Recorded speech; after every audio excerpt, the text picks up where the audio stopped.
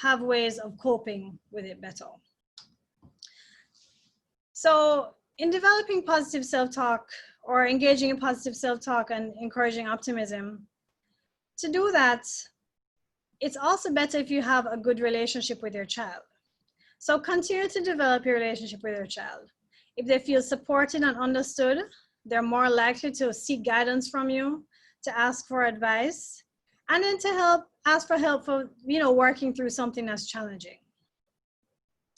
And I also think that if your child trusts you to, if your child is open with you and sees that you are not, brushing the child away or making fun of what he or she is feeling, or just being dismissive, then they'll be more trusting and more willing to open up.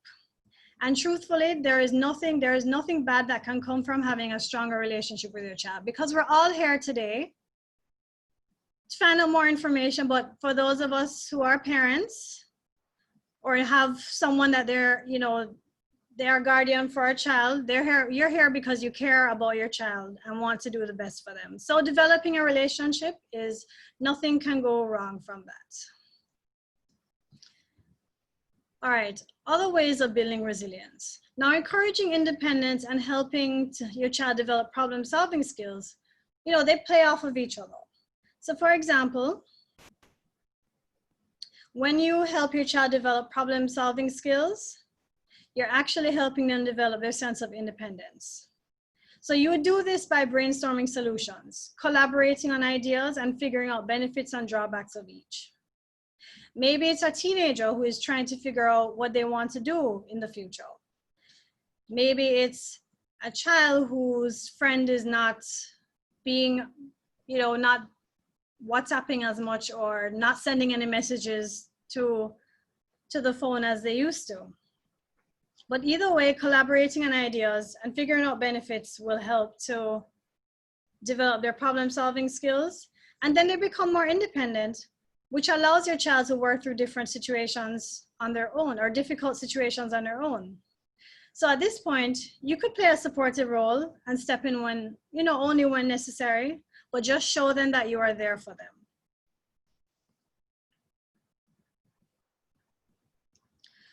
All right. So we've discussed strategies as well as some anxious and depressed signs of behavior. COVID-19 has really opened up our realities to new and often unexpected challenges. And it is likely that it's going to be around for a long time. It is therefore important to engage in a continuous process of building resiliency, as this will enable us to get a better handle of the adversities that have already happened or are yet to come. We've also spoken a lot about techniques, things that you can do at home to help manage anxious and depressed behaviors and develop better coping skills. While there may be some successful moments, there may be times when these techniques, they don't work or they stop working, because just as children might be inconsistent with how they behave, they might be not concentrating today and okay tomorrow. It's the same, it can happen with techniques as well. So when that happens, it may be an indication that you need some additional support. And we have provided a short guide for when to seek professional help, along with a few resources that you can use at home. Okay, so it's time to seek professional help when you don't see any positive changes in behavior or the behaviors worsen. The anxious or depressed feelings become very intense and persist for weeks and months. And they interfere with family and peer relationships and the ability to enjoy fun activities. And there is a negative shift in attitude towards school and academic work. So for this negative shift, a child who was concentrating before, fine, remote work, functioning okay, suddenly has changed. And we just have to look at the warning signs and make a judgment as parents to do the best for our children. The information we've provided are just, simple signs that we can use, and the strategies, of course. But if you really want to know what's going on with your child, professional help is the best way to go. Now, here are some local resources. Child guidance clinics at major hospitals and health centers. Family Life Ministries is another place that we can go to for external help. Private mental health professionals can be found on the Jamaica Psychological Society website, and I've included the website there as well. So you'll have that.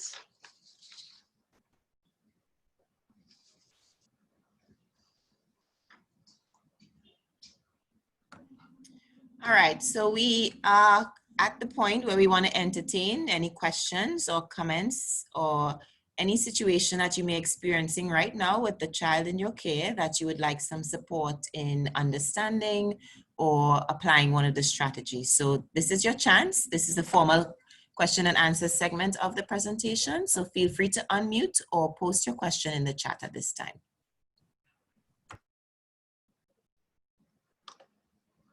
Hello again. Hi. Hello. It's Marcia again. I find the strategies to be very, very interesting and informative, and it's funny because I have been doing quite a few of the strategies. The one that jumps out especially is I have the chart. I have asking him how he feels. The feelings charts? Yes, so because he has started school, you know, he has been about 3 weeks now in school or so. So I had to create a corner for him, and I tried to put some charts and things. He's into grade 4 now, so I tried to post some charts on the wall in the corner for him to give him a feeling as if he would be at school. And I bought one of the charts. I bought it along with him, and he was saying, "Why are you buying it? I don't need to buy it," because he is a talker. He is a talker. So not every single morning, but some mornings I ask him how he's feeling, and then he used to use a sticky pad to put it on the emoji. Yes, so some mornings he's angry because he has to wake up early for school. So I do ask him why he would select that emoji. I don't think he's fully negative because it is not every morning that he says he's angry. So I use that, and sometimes we play games, and I have little treats for him too. So on days when he doesn't complain right through the day, at the end of it. So he even found the stash, and he was laughing at me to tell me that he has found the stash now. So I really think the strategies are not off the chart. They are things that are doable.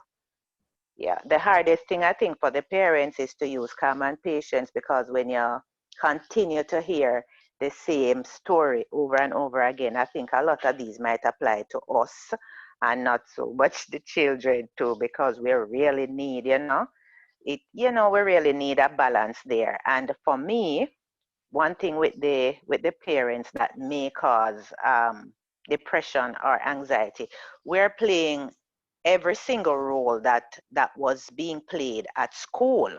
We're playing that role now. My friend laughed the other day because I wanted to talk to her about something, but it was lunchtime and I didn't prepare the lunch yet. So she said, I have to hurry up because I need to remember that I'm also the canteen staff, so yeah, it's a lot of things, but Yeah. the strategies are good. They are workable. So that's my little 2 cents. Yeah.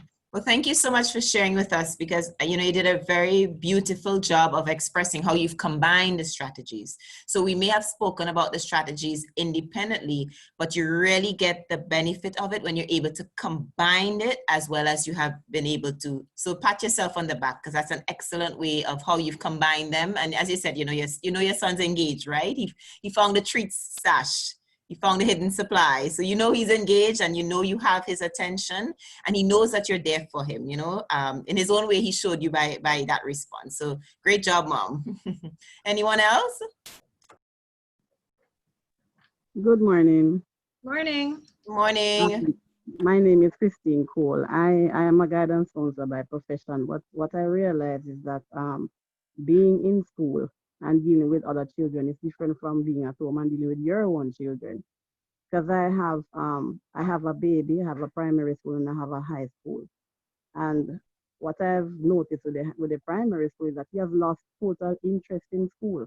And I know that he's not physically there, but even to get him to sit on any platform, he's not interested any at all.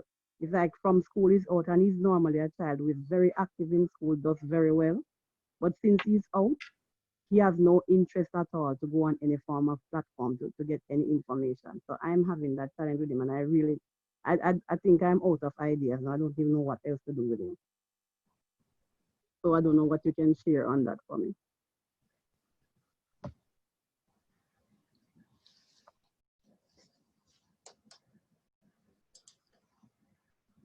Can you tell me your name again? Who just gave that Christine? All right. All right. Good morning, Christine. And I do hear your struggle, and that is, you know, a struggle that is going to be very common. I think it's going to be very much more pronounced come next week, because we're sort of assuming kids will just make that mental shift, right? Those who've not started school are just going to mentally switch that light on in their brain come Monday morning and be ready to go. So what I think you need to consider is maybe putting him on as we discussed, schedules. So maybe giving him a shorter schedule. So maybe he's not ready for the entire day. So maybe you say, okay, give, you know, just for an hour, and you may use a timer. So there's a formal start and stop to the time, and try using a timer and said, okay, I know that, you know, for yourself that the school day is going to run, you know, let's say 8 to 2. And you said, you know what, I'm just going to have you do school today 8 to 10. And try to get him, you're sort of getting him back into the groove of doing school. Because sometimes the children are overwhelmed with the reality of how much has to be done, and this is all remote, and I'm not seeing my teacher, and I can't hear well, and I don't want to sit here. You know, all of that is going through their minds at the same time. So maybe you want to consider scaffolding him so that he just does a portion of the school day, and communicate with the school saying, I'm working with him to get him up to being able to engage for the entire day. So maybe he does, as I said, 8 to 10. You find out what the homework is, and then you work with him in the afternoon doing some of that homework. But I think, you know, what he's expressing there is very, very hard for him to switch off and switch back on, and then switch off and switch back on again. So you're going to switch on in increments. So give him a 2-hour time block or a 90-minute time block, and then he takes a half an hour break formally, and then he starts again. But consider easing him into the formal school day, because I do believe a lot of children are not going to be able to all of a sudden sustain an 8 to 2 online come Monday morning. It's just not going to be reality. Children have to, you know, the kids have to be taught and encouraged and built back up to maintaining a 6-hour school day in an online format. Does that help, ma'am? Or Yes, just thank add you very something much. unique. Thank you very much. Let me just say one thing quickly. I think what is affecting him mainly is not so much of not, well, he is a people person. He was one of those child who would go to school, greet his teachers, and take token for them and all of that. So him not being able to do that, I think that is affecting him a lot more than even the schoolwork.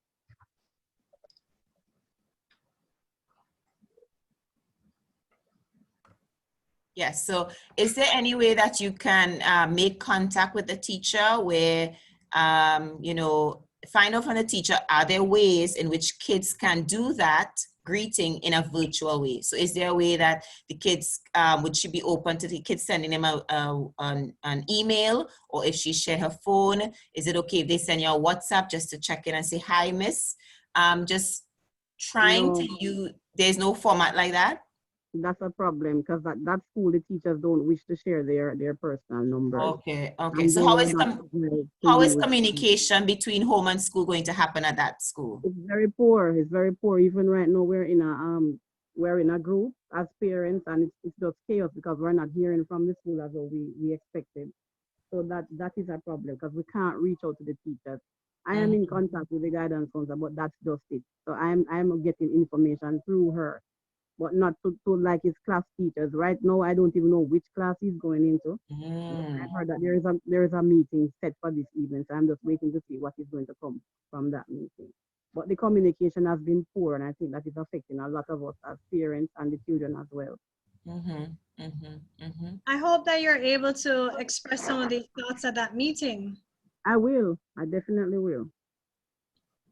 Definitely will. But thanks for the tips. I will definitely use them. Thank you very much. One last tip I'd like to suggest that we didn't have on the slide is maybe you could have him keep a journal so you can write down every day 1 or 2 sentences of what I would like to tell my teacher today, and see if that he's open to that. So that way he gets the expression out of himself, because as you said, he wants to convey, he wants to communicate, he wants to express. And he may not be able to do it in person right now, but maybe he could do it in writing. So he said, you know, let's do a little writing project. Write down the things you would like to tell your teacher about this experience and how you're feeling. How would you greet your teacher today? It's Monday. How would you greet them? First time back to school, the school year has started. What would you like to say? Let's write it down. Okay, thank you very much. All right, any other questions? Feel free to unmute your mic.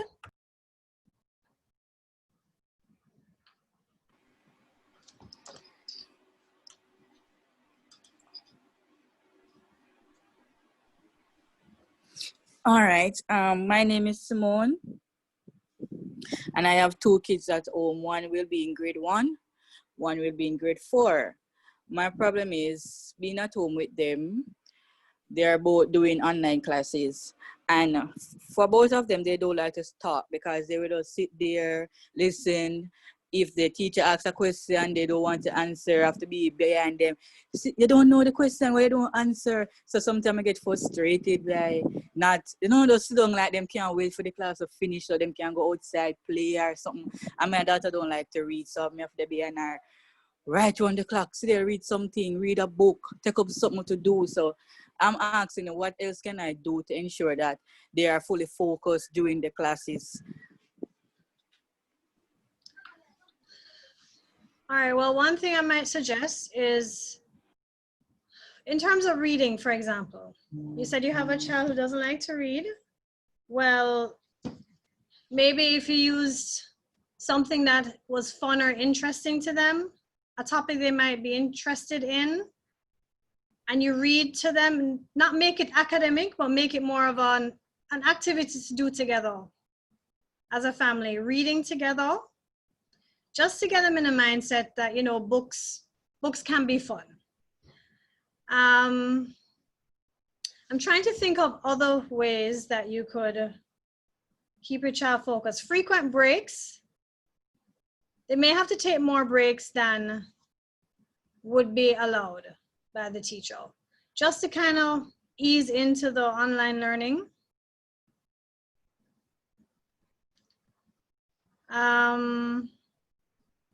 Just brainstorming on the fly here. Can't think of anything else. Simone, let me just ask, when you were just expressing that your children don't like the online schooling, your observations are based on the remote learning back in March, or have they formally restarted already? Can you repeat that for me, please? When you were expressing how your children don't seem to like to engage in the online learning, is that based on your observations back in the March remote learning, or has the school year already started for them? Well, basically it's back in March. Because when being at school, they are more into learning, especially for my son. He's just going to start a primary school, and he just know the teacher by orientation through Zoom classes, and more while he sit there in my face, listen, you're not listening, why you're not listening? It seems like he's fed up, he don't want to hear, and he's not really so excited. He's excited going to the school, but not being on the classes, Zoom classes. All right, so I would say this, developmentally, this is the child you said is entering grade 1, right? Yes. Right, so developmentally, he is at that younger stage where there is much more consideration is needed for those children to engage in online learning. Because of their stage of development and their age, they really need to be in a traditional school, and that's not going to be happening. So you are going to see those challenges, particularly with those children going from basic school to kindergarten or into grade 1. So you're gonna have to work with the teachers to find out what can you do at home to sort of encourage or replicate some of the elements that they should be learning in that age group, because that's a hard part. It's sort of that those are the kids who are now entering school, right? So they have this different experience where they don't even know what school may be. Yes, they went to basic school, but big school is different, right? There's something about the grade levels of school that's different from a basic school age or kindergarten age. So work with the teacher to find out what tips she can give you to attend for that age group in particular. For your older child, what you could do is practice playing teacher and student, right? So you role play with her. What do you think Miss is going to, let's pretend I'm Miss, or she can pretend she's the teacher, and you work, sorry? And you can work through it with her in terms of role playing what some of the expectations are going to be. Because you can say to a child, you should do this, you should do that, you should sit here, you should, but play is a very powerful medium to help kids learn what you want them to understand. So try and do some role playing. Let's play I'm the teacher, or you can get her dolls out if she's still into dolls and say, okay, let's play school, right? But let's play online school. So here's what's going to happen for online school, and use playing as a way to encourage her and help her to understand these expectations, because it's not easy for these children, you know. What do you mean sit down in front of a screen? For most of these children, time in front of a screen has been with their tablet, to play a game, to play YouTube. This is not how we do reading. This is not how I do my math, right? They're very tactile at that age too, so there's less touching. Yes, you may have your workbook at home, but there's no miss reaching out to pick it off your desk and look at it. So that's a very different experience now, where Miss may say, tell me the answer that you have, or send me a WhatsApp picture so I can see how you answered that question. So it's a very, very different format. We are all learning together. There really is no precedent for this. So I would say where you can, role play some of those expectations with her. Play school. All right? All right, thank you. All right, we're going to just take one or two more questions. Hello. Hi, good Hello. morning. Good morning. Morning. Yes, so I have a challenge and I have a question, because I am worried about my kids, because I have to go to work in the days. I leave the house at 7:30. I leave work at 5 o'clock. I am like a hour away from home. And then in my area, I have no internet. I had to be using service the last time, which when they're online, it keeps cutting off each time, and then I am not at home, and then they say sometimes they don't know what to do. So I'm kind of frustrated because I keep calling Digicel online. I can't get in the internet. I have to go to work. They're going to be at home. And you know, sometimes their attention and to be at home by themselves, they don't have anybody to say, all right, one is in high school, one is in primary school. And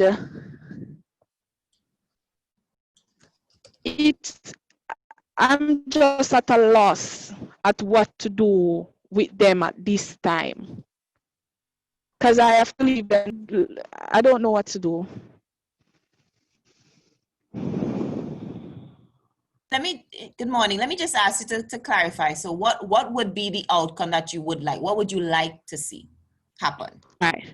At first, the first thing is that I need some form of internet to use the service and hotspot, and then the internet, it keeps tripping out, and then sometimes the megabytes finish in the middle of class, or the service does not pick up that well, so it keeps going in and out. That's the experience I had during April and that time. And I am at work. When I come home, did you get the schoolwork? Mommy, this happened. Mommy, that happened. It's not done. And then I am up in the night trying to help them with the work. I'm trying to contact other parents to see what the work was and all of that. So a reliable internet is one, which I don't have. And then the fact that I have to go to work, and then they will be at home by themselves with no supervision. You know, sometimes kids, they will get the work and there you have to be on them to say stay focused and all of that. So what you're saying is that the high schooler and the primary school child are supporting themselves at home for school. Right. Okay. Okay. So yes, you do have some unique challenges there. One thing I would say is communicate to their teachers the reality that your internet is unstable. So is there a way that the teacher could email you what is going to be the page numbers or the activity for that day or for that week? So at least you have a copy of what the children are expected to do. So I think that would ease some of the frustration of relying just on the internet connection to access what they are supposed to be working on. So I would say, contact the teacher, the principal, and say, here's my significant challenge. Is there a way that I could be emailed or collect the documents a week in advance of what is going to be the assignments for that week or that day, so at least you know what they're trying to cover in school for that week? I was at the high school yesterday, and I truly believe that the teachers themselves it is having a challenge, just as the parents are. Because I was explaining to one of them at the high school yesterday that I had an issue with the internet and that she'll be at home.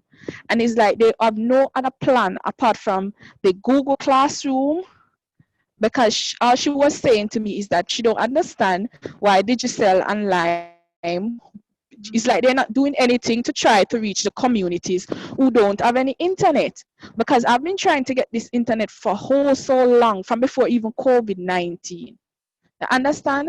And there are so many persons on the avenue. And that's all she was saying to me. She don't understand why Digicel and Lime would not have tried to reach out to some of the communities who have the internet issue. Because I was saying to her that because I have the internet issue, because the primary school child is not that bad, because teacher was saying that they would try to have documents dropped off and pick up. And then I've not met any of them teachers because they're going into a new class. And they haven't really have any meeting. They're having a meeting tomorrow, the high school. And I'm saying it's not even, they're saying school is starting Monday, right? We need to know what is going on. There's no meeting, no introduction of teachers, and all of that. And I do hear your frustration, and I do think you have every reason to be frustrated. And this frustration is a key part of this whole new learning. I mean, this remote learning, distance learning, hybrid learning, whatever you want to call it, the entire world, and Jamaica in particular, is learning this. So it's a very, very sharp learning curve. There is going to be a lot of frustration. And so all we could really say is communication is just one way to ease that frustration. For the high school child, there is a set curriculum, like in primary school, that they will be following. So the teacher should be able to tell you what concept or what topic or what chapter they'll be working on across which week or which month. So at least if you can get that information from the teacher, that would help you a lot, because there's a set curriculum, because they're preparing them towards CSEC and towards CAPE eventually, right? So there's some fundamentals that have to be covered in a particular sequence. So if you can get that information from the teacher, as I said, if she can email it, ask if there's a particular day of the week that you could send somebody or come for yourself, and collect it ahead of a week ahead or so, I think that would help. But I mean, I hear your frustration. You have every right to be frustrated, but the teachers, I think the entire system is frustrated because it's a lot of pressure. And it does not help, as you've so beautifully stated, the infrastructure is shaky, right? And so that just adds another level of, it's a frustration cake at this point. There's levels and levels of frustration. So, there's very little we can do about the infrastructure, unfortunately. So the best option to address that is to try to get an awareness of what's going to be expected in advance. As I said, the beauty of it is there are set curriculums that have to be covered. And so based on that, a teacher should be able to tell you what's the concept, what's the topic, what week or what month are you going to be working on that. It may require a little bit more support, and I hear that your day is long, but it may require a little bit more review on the weekend with your child to help them understand some of that concept, right? But I mean, I do hear your frustration, and we do appreciate your willingness to share this with the group. Okay, thank you. All right, so it's just after 11, so we would like to thank everyone for joining us this morning rather. If you would like a certificate of attendance sent to you, could you please put your name in the chat? We are aware that some people are not interested in having a certificate of attendance, so we just want to provide for those who really would like to have one. So it's just going to be a simple certificate of attendance acknowledging that you attended or participated in our workshop today. So please put your name in the chat. If you were sent this link and you did not access it from Eventbrite, please also add your email. We are aware that some persons are being able to join some of these workshops through principals or a teacher or a neighbor may have passed it on to you. So if you did not register through Eventbrite, we also would need your email. So provide your name and your email if you did not register via the Eventbrite registration format. We'd like to thank you for joining us today, and enjoy the rest of the day and have a great week. And as I said, we know there's a lot happening. The ministries are trying, and we just ask that you collaborate as well as you can with them and support where you can. But there's a lot of frustration, and there is going to be a lot of frustration. As we said earlier, we're going to validate, we're going to claim what it is. It is a very frustrating time. It really and truly is. But we ask that you bear with what's happening and recognize some of the reframing, recognize that they are trying. They're not going to get it perfect. It's a huge problem. And when you think about countries larger than Jamaica with even more resources are also grappling, you realize that some of the reframing is going to be somewhat helpful to you because this is a global problem. I saw a statistic that said, a UNICEF statistic that says 1.5 billion children are going to struggle in accessing education because of this crisis, right? So there's greater awareness at world body levels, local levels. So we just ask that you engage in some of the reframing strategies that we shared today, some of the positive affirmations, and that recognition of, as Ms. Bell expressed, things to be grateful for as the school year starts. You know, if you get your child to sit there for half an hour and he was struggling to do that for math, congratulate yourself. That's something to treat, all right? So we would, again, thank you for joining us, and do enjoy the rest of your day and have a great weekend. Bye-bye. Okay, bye everyone. Thank you for joining us. Okay, bye.